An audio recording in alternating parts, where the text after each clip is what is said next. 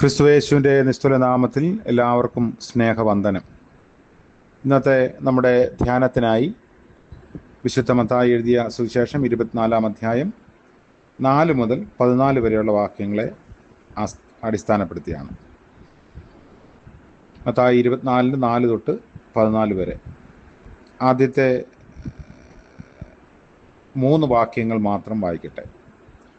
അതിന് യേശു ഉത്തരം പറഞ്ഞത്, ആരും നിങ്ങളെ തെറ്റിക്കാതിരിപ്പാൻ സൂക്ഷിച്ചൊള്ളുവിൻ. ഞാൻ ക്രിസ്തു എന്ന് പറഞ്ഞ് അനേകർ എൻ്റെ പേർ എടുത്തു വന്ന് പലരെയും തെറ്റിക്കും. നിങ്ങൾ യുദ്ധങ്ങളെയും യുദ്ധശ്രുതികളെയും കുറിച്ച് കേൾക്കും. ചഞ്ചലപ്പെടാതിരിപ്പാൻ സൂക്ഷിച്ചൊള്ളുവിൻ. അത് സംഭവിക്കേണ്ടത് തന്നെ, എന്നാൽ അത് അവസാനമല്ല. കർത്താവിൻ്റെ പരിശുദ്ധ നാമം വാഴ്ത്തപ്പെടട്ടെ. ഓരോ ക്രിസ്തീയ വിശ്വാസിയുടെയും മനസ്സിൽ എക്കാലത്തും തങ്ങി നിൽക്കുന്ന ആഴമായ സംശയത്തിൻ്റെ ഒരു നിവാരണമാണ് കർത്താവിൻ്റെ വാക്കുകളിലൂടെ ഒലിവുമലയിൽ ശിഷ്യന്മാരോട് പങ്കുവയ്ക്കുന്നത്. അത് എപ്പോൾ സംഭവിക്കും എന്നതാണ് അവരുടെ ചോദ്യം.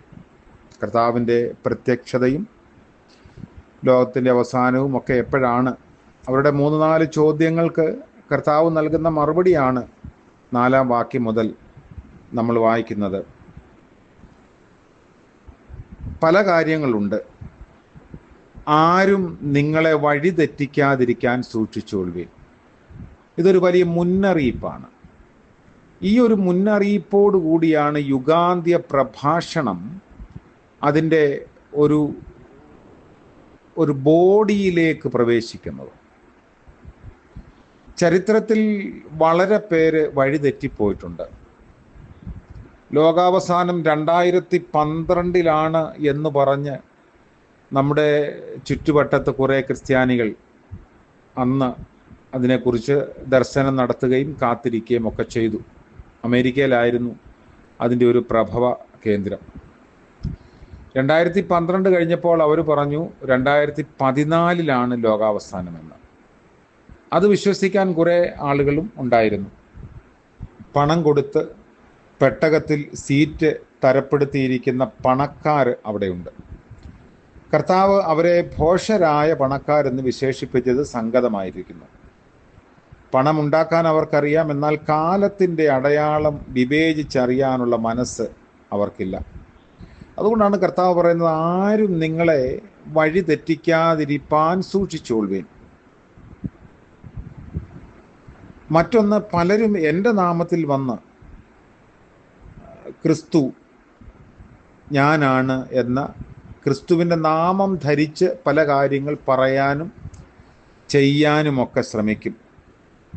യഹൂദ യുദ്ധകാലത്ത് ഞാനാണ് മശിഹ എന്ന അവകാശവാദവുമായി പല വിമതന്മാരും വന്ന് റോമിനെതിരെ പ്രസംഗിച്ചിട്ടുണ്ട്.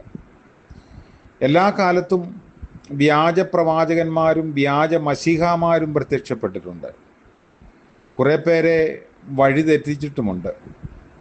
ക്രിസ്തു ദർശനത്തിലാണ് അവരിൽ മിക്കവർക്കും തെറ്റുപറ്റുന്നതെന്ന് മത്തായി അഭിപ്രായപ്പെടുന്നു. അപ്പോൾ ഇങ്ങനെയുള്ള കാര്യങ്ങളെല്ലാം വിവരിക്കുന്നു. 14-ാമത്തെ വാക്യം വരെ യുദ്ധത്തെക്കുറിച്ചും പ്രകൃതിക്ഷോഭങ്ങളെക്കുറിച്ചും ഒക്കെ കർത്താവ് പറയുന്നു. അതിൽ ഇതെല്ലാം ഇങ്ങനെയൊക്കെ കാണുന്നത് ഈറ്റുനോവിൻ്റെ ആരംഭമാണ്. ജനം ജനത്തിനെതിരെ തിരിയുക, ക്ഷാമങ്ങൾ, ഭൂകമ്പങ്ങൾ എന്നിവയുണ്ടാകുക, ഇതെല്ലാം ഒരാരംഭമാണ്. യേശുവിൻ്റെ 2-ാം വരവ് ഉടനെ ഉണ്ടാകുമെന്നുള്ള പ്രതീക്ഷ ആദിമസഭ പുലർത്തിയിരുന്നു എന്നതിന് ശക്തമായ തെളിവാണ് തെസലോനിക്കയിലെ സഭയ്ക്കുള്ള പൗലോസിൻ്റെ ആദ്യ ലേഖനം. എന്നാൽ യേശു അത് തിരുത്തുന്നു. മുകളിൽ പറഞ്ഞ ഭൗമിക പ്രതിഭാസങ്ങൾ യുഗാന്ത്യത്തിൻ്റെ അടയാളമായി കണക്കാക്കരുത്. അവ പ്രസവവേദനയുടെ ആരംഭമാണ്. മശിഹായുടെ പ്രസവവേദന അതായത് ഒരു മെസാനിക് യുഗം ആരംഭിച്ചിരിക്കുന്നതിൻ്റെ ലക്ഷണം മാത്രമാണ്.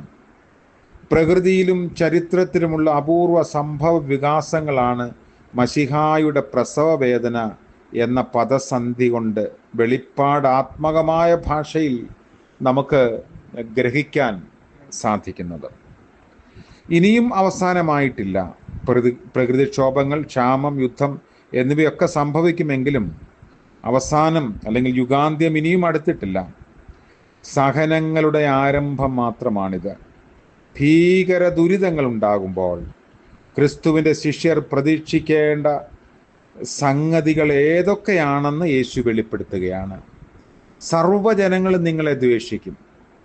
ആദിമ ക്രൈസ്തവ സഭയുടെ അനുഭവത്തിലേക്ക് വിരൽ ചൂണ്ടുന്ന പദമാണ്.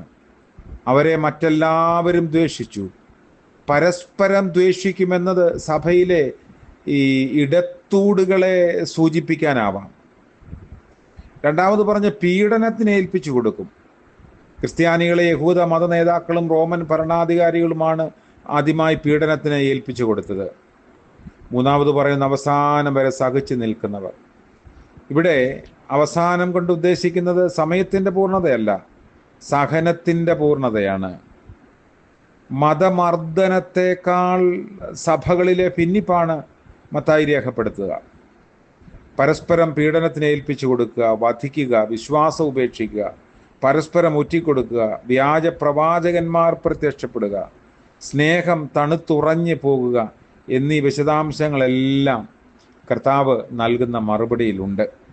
നമ്മൾ ജീവിക്കുന്ന ഇന്നത്തെ കാലഘട്ടവുമായി ഇതിനെ താരതമ്യം ചെയ്യുമ്പോൾ ഏറെക്കുറെ സമാനതകളായ സംഭവങ്ങൾ നമ്മൾ കാണുന്നു. അതുകൊണ്ട് കർത്താവിൻ്റെ വരവിൻ്റെ ലക്ഷണങ്ങളായി, അതായത് ഈറ്റുനോവിൻ്റെ ആരംഭമായി അതിനെയൊക്കെ നമുക്ക് കണക്കാക്കാം.